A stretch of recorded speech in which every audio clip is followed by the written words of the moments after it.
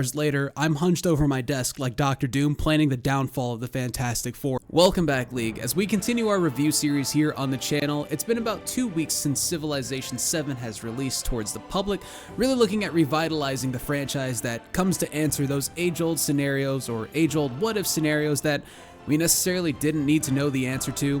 What if America was founded on communism? Or what if Gandhi had a gun, for example, and ruled with an iron fist? Now, judging by the Steam reviews, there seems to be a bit of a mixed reception where veterans and newcomers alike are really not able to come to agreement whether it's a positive or kind of a negative turn in the iterations of Civilization altogether. It breaks away from some of those traditional elements that sets us up for a wider amount of variety, as that what if factor really gets to be cranked up towards another level. And for those who have never played a Civ game and are possibly looking at picking up this one as the very first iteration, just traditionally beforehand, for the civilization you would choose would normally have a great person that was attached towards that civilization, usually associated with them. So easy enough, if you chose, let's say, the Egyptian civilization, your typical leader would start out as Cleopatra, right? If you chose the American civilization, sometimes you'd get Abe Lincoln. And as you choose your civilization or your character, let's say, for example, they would come equipped with unique perks and benefits that really relate towards what got that civilization towards, let's say, the peaks of greatness back in the day. However, for Civ 7, it seems that we're breaking away from that tradition now that the game's been out for a couple of iterations, and maybe we want to see how things would turn out if Benjamin Franklin, of all people, were to take his perks and what he could offer, but bring it towards the Roman people or the people of Greece, for example, that have kind of a mix and match scenario for what made both of those, let's say, factors great at the time. And from our experience alone here on the channel, I think that makes breaking out a tradition a little bit more powerful when we think about the replayability factor for Civilization, as if it really ever had that much of a problem to begin with, right? We all know, for those of us who have played this and are just looking to jump in towards the next one, this game is no stranger at making you feel that one more turn effect, where starting a game at 12 p.m. and you're just gonna harmlessly play it for 2 hours becomes 10 hours and you're hunched over your desk, hell-bent on the destruction of the Egyptian people. So with that, even beyond the idea of Caesar leading like the Mayan people, there's also an additional element here where each leader comes with their own perks and equipment that you kind of get to bring towards each campaign, if you will, in terms of a loadout setting. The more you play with these characters and the more you complete objectives, the more you'll actually level them up too, which means that there are plenty of perks to unlock per each unique great leader that's actually attached towards the base roster, and is only going to likely expand when we think about DLC that always starts to get brought towards the table way later on down the line from Sid Meier and the 2K company. So in the short term, while we're able to mix and match those players and loadouts and civilizations, it also helps us ensure that we're not hardlocked into one person owning one civ, and kind of the variety or the roster gets to be a little bit more small. And we've already seen it here in the base roster itself. For the American culture, for example, we have leaders like Ben Franklin and we have leaders like Harriet Tubman that you can opt in for, where in the games beforehand, it was normally just one American leader for one American civilization. So it'll be interesting to see who gets brought in from there. And with that high level call out of what the world building looks like in Civ, let's move into what the game setup looks like before you actually go live. So each campaign plays throughout what Civ pulls in as ages, instead of eras that were usually used beforehand in the older Civs, where the further you would progress your civilization, you would reach through specific eras like the Classic era, the Bronze era, Industrial era, things of that nature.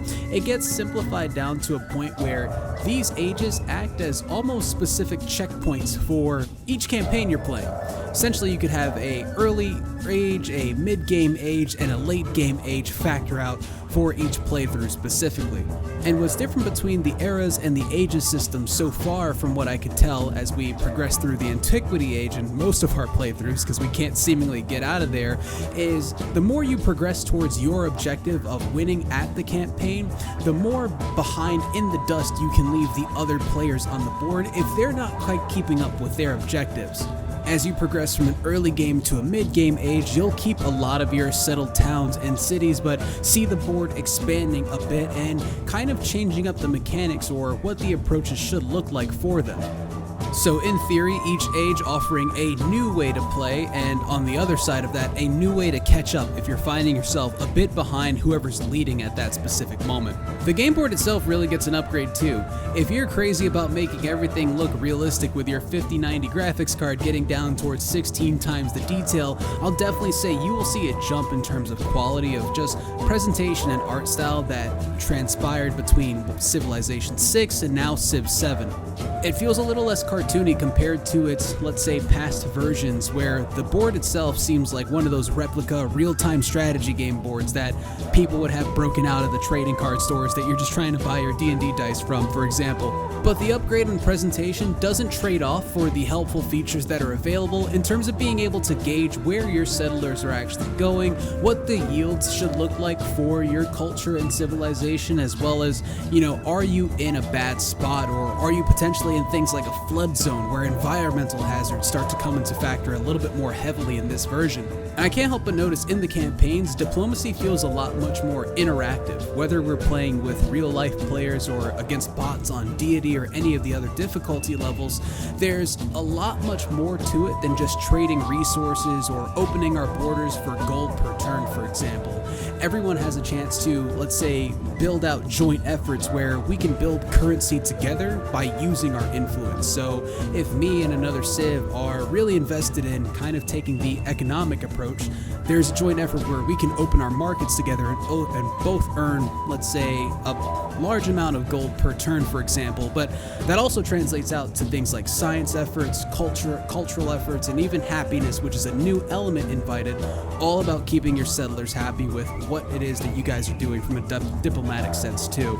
Now, on the other side, if you want to play shady, which, let's be honest, we're either dominating all the players that are out there or stealing everything we can from them, you don't have to wait till mid-game to unlock spies that then can help accomplish those efforts. Espionage actions are open a lot much more earlier in the game, where you spend what's known as a new currency called influence instead. So the more influence you have that you're able to build up for your diplomatic actions, you can still use that to subtly go steal whole technologies from other cultures, know where their military outposts are, or even just grab a bunch of gold and kind of run it back towards your town. And there's a chance to get caught, there's a chance to completely have everything go fine and no one knows what's going on. So where diplomacy finds a little bit more nuance, other factors of the game are simplified down, where we don't have to juggle too many tasks as far as kind of getting to what matters within the game speed that we have set up.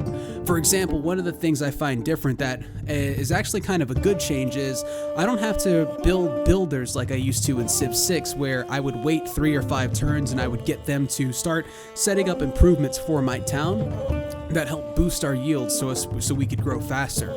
As the city grows itself, you just get one new improvement per unit of citizen that would move in. So you could choose where those improvements go. You're not having to spend movement trying to get them to move around and really kind of losing sight of what matters when we're trying to get a specific district spun up that we're going to specialize this town in, for example. And so far, there are no barbaric tribes or anything roaming the lands. More along the lines of city-states just kind of expanded themselves a little bit. There are some friendly city-states, there are some hostile city-states, which more along the lines act as barbarians themselves here too, but they also don't come equipped with a lot of those fetch quests that they would send you on from Civ 6. More along the lines, back to that influential currency you could use to levy them as having them be an ally for yourself too. So you could start to either take resources from them, grow their army, or even outright just include them as part of your city in general, right? Not just have them be their own independent entity. So a lot of cool things get involved into this, where while things are simplified, you can focus on more of what matters, I would say, in the game. Whether you want to just go the scientific route, the cultural route, and all the things that would come associated towards defending your city and defending your camps, things of that nature. A lot of things are really reduced down to that scope to get you to focus on where you should actually spend your time in the game for success. So, League, what's the verdict? Well, I think the new approach that Civ 7 takes in terms of kind of taking the historical constrictions off and really allowing for a lot of variety and different wildcard scenarios to come alive are going to add to the longevity of this game in the long term, while we wait for additional DLC with new characters and new civs that are likely going to come out, and game mechanics as well. It's not as if Civ has ever had a problem with replayability factors, especially if you can get a couple of friends together and you just want to see who can be the better boss of the planet, for example. Those always lead to some fun times. Even now, as I eventually hope to get towards the next age in one of my campaigns, I can't help but find myself restarting my campaigns, picking new leaders, as I want to level them up and I actually want to see what perks I can unlock for them that I'm able to use for other characters that are across the board. I mean, I found myself in several time warps too, where just an innocent matter of either checking in on my campaign for an hour and making sure I kind of have an idea of where we're going turns into